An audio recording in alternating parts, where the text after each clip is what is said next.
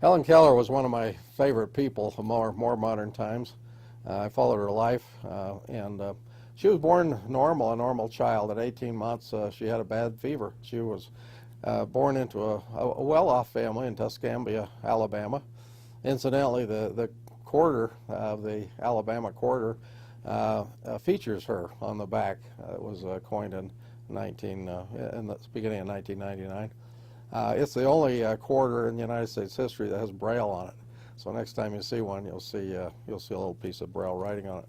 She wrote a famous story about her life, and she inscribed it to a number of people. Now you may wonder, how did Helen Keller write when she can't see?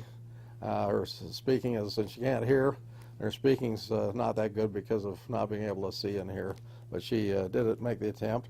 Well, she she used a template, kind of like my father, who was an architect, and the letters would look square. And it was a laborious process because she couldn't see it. She actually used grooved paper at one time as a youngster. This is a little lighter piece of her writing here. By this time, she was using the Braille typewriter a lot.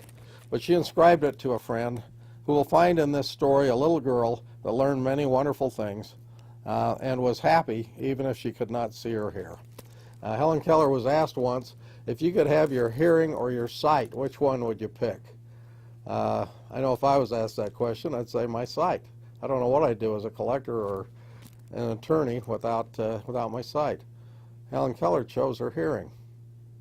She says, no, I can feel, touch, picture people with my hands, but to never have heard the voice of my mother has really disturbed me, and that's what she wanted. At any rate,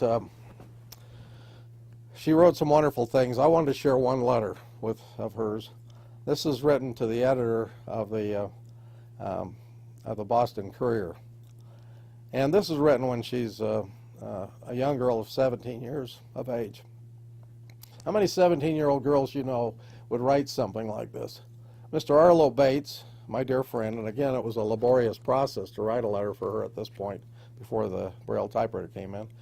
I'm going to have a tea in aid of the kindergarten for little blind children next Tuesday afternoon from 3 to 6 at Mrs. Spaulding's, 99 Beacon Street, and I write to ask if you will kindly tell the readers of the Courier about it. I'm trying to raise money to help build a pleasant, cheerful home for poor little sightless children, where they will be tenderly and wisely cared for. Many helpless little boys and girls are now waiting to enter the kindergarten, but there's no room for them. These little human plantlets need the sunshine of the child's garden to grow in. I want the kind people of Boston,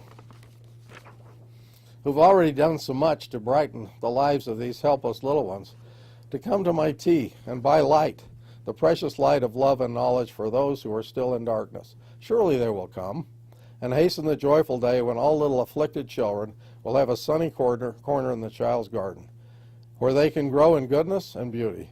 Then their minds will open like beautiful flowers, and their hearts will be filled with love and gratitude for those dear friends who led them out of darkness into the beautiful sunlight of knowledge. I remain with loving wishes, your little friend, Helen Keller. 17-year-old. Isn't that amazing?